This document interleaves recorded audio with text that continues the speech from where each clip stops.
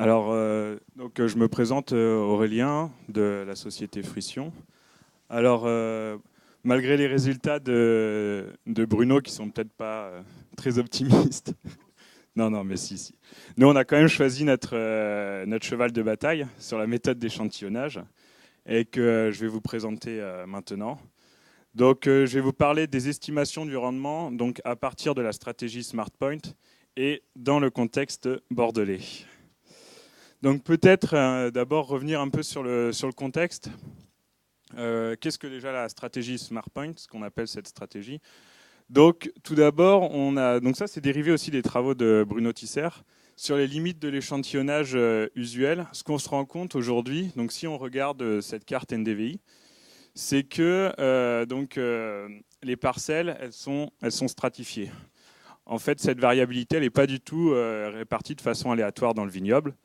Et généralement, quand on vient échantillonner dans ces parcelles, la méthode courante, en tout cas ce que l'on voit sur le terrain, c'est on rentre dans un rang, par exemple pour la maturité, et on va prélever des baies de chaque côté, de chaque face du rang.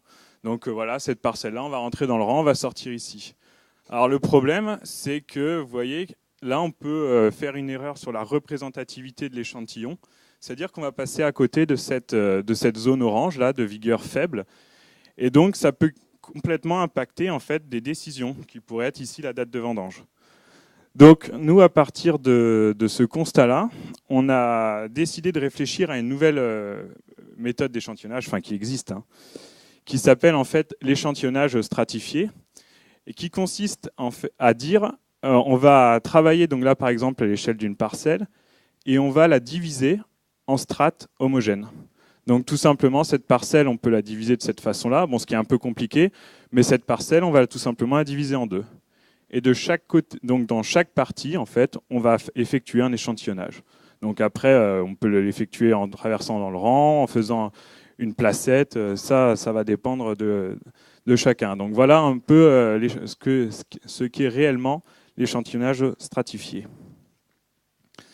Donc maintenant, je vais vous expliquer vraiment ce qu'est la stratégie SmartPoint. Alors, si on prend ce cas d'étude, donc une carte NDVI, maintenant, on va plus réfléchir en fait à l'échelle de la parcelle. Donc ça, c'est vraiment important de le comprendre, mais à l'échelle d'une unité homogène. Donc là, ici, l'unité homogène, ça va être pour nous un cépage, une densité de plantation et des techniques culturales identiques. Donc soit travaillé, enherbé. Et oui, la densité de plantation, je l'ai dit, c'est très important, notamment pour le NDVI aérien. Et donc, dans cette unité homogène, on va essayer de placer donc, des smart points, des placettes intelligentes, de façon à couvrir toute la variabilité du NDVI. Donc ici, par exemple, le smart point A, il a été placé dans la zone orange et il va donc représenter la vigueur faible. Le smart point B, il a été positionné donc dans le bleu, turquoise, blanc, et il va représenter la vigueur moyenne. Et enfin, le Smart Point C, dans le bleu foncé, va lui représenter la vigueur forte. Alors concrètement, qu'est-ce qu'est le Smart Point? Alors le Smart Point, c'est une placette qui a une forme un peu de patate. Et en fait, dans ce Smart Point, il y a 50 pieds qui sont répartis de cette façon-là, donc sur 5 rangs. Et en fait, dans ce Smart Point, qu'est-ce qu'on va faire au niveau de l'échantillonnage des différents paramètres du rendement? On va avoir 2 ou 3 étapes.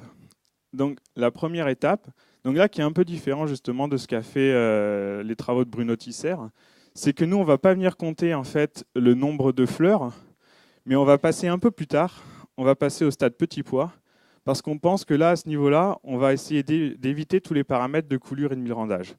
Et à ce stade petit pois, on va venir compter sur donc nos 50 pieds du Smart Point, le nombre de grappes, et ensuite sur 30 grappes réparties sur 10 pieds, donc à l'échelle de 3 grappes par pied, on va compter le nombre de baies par grappe. Ensuite, donc comme l'a dit Case, si il y a des vendanges, donc là, ah oui, alors, un point très important, on va faire une première estimation du rendement à ce niveau-là. Donc là, il nous manque un paramètre qui est le poids des baies. Comment on va l'utiliser? En fait, on va tout simplement utiliser l'historique du domaine, si jamais le domaine a un historique de poids de baies. Sinon, on va prendre la moyenne dans Bordeaux du cépage Merlot ou Cabernet, et on va donner une première estimation du volume. Donc ça va permettre, par exemple, de piloter les vendanges en verre. Si jamais il y a vendange en vert, on revient après ces vendanges en vert et on va recalculer le nombre de grappes sur ces 50 pieds. Et enfin, le dernier passage, c'est en fait d'être le plus proche possible de la date de récolte pour venir en fait prélever 200 baies et afin d'avoir le dernier paramètre, donc qui est le poids des baies. Et donc à partir de ces 3 paramètres, on arrive donc au volume total. Donc voilà, là c'est de la théorie. Donc mes 3 smart points là, que j'avais placés tout à l'heure, on est venu compter le nombre de grappes par cep, on a le nombre de baies par grappe, un poids des baies, et donc ça nous donne un poids par smart point. Alors maintenant, à partir de ça, donc on a une donnée précise sur ces 50 pieds, très localisée. Donc ce qui nous intéresse, enfin ce qui intéresse le technicien, le directeur technique, c'est d'avoir une moyenne de volume par parcelle. Donc comment est-ce qu'on va procéder? Donc si on prend cette parcelle D, en fait, on va utiliser la valeur donc, très localisée et précise du rendement dans le point A, que l'on va donc faire, et on va calculer de manière proportionnelle, donc en fait proportionnellement à l'importance de la strate de la parcelle D. Donc ici, l'importance de la strate, c'est quoi? C'est la surface. Donc les données que l'on a mesurées de rendement dans le smart point A, on va en fait l'extrapoler proportionnellement à la surface de vigueur faible, donc la surface orange. De la même façon, on va le faire pour la vigueur moyenne. On va extrapoler les données donc, de rendement du smart point moyen proportionnellement à la surface de la strate. Et on fera la même chose avec le smart point C qui lui représente la vigueur forte.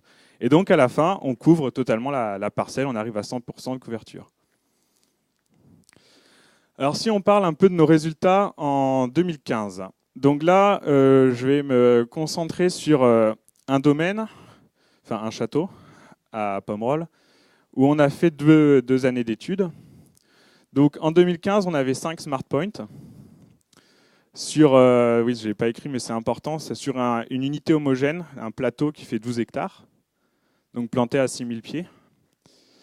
Donc sur ces 5 smart points, avec ces 5 smart points, on a eu un taux d'erreur moyen sur les 20 parcelles de 14,3%. Donc nous, notre objectif comme Bruno, c'est d'essayer de descendre sous la barre des 10.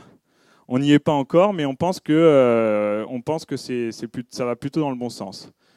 Donc si on décompose un peu ce résultat, en fait, sur les 20 parcelles, on en a 13 qui ont un taux d'erreur inférieur à 15%, et on a une parcelle qui a un taux d'erreur supérieur à 30%.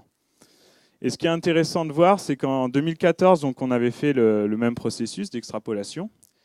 Et en fait, là, on avait seulement 3 smart points, et on a eu 25% d'erreur, mais qui était en fait principalement dû à 2 parcelles, où il y avait plus 130% d'erreur sur ces 2 parcelles. Alors, qu'est-ce qu'on a fait en 2015, l'année d'après? On en a rajouté 2 pour essayer d'avoir une meilleure en fait, photo de la variabilité. Et en plus, on a travaillé en fait, sur les taux d'erreur historiques de 2014. C'est-à-dire que ces parcelles qui avaient, par exemple, en fait, c'est des parcelles qui ont des problèmes au niveau coulure et milrandage. Chaque année, elles coulent.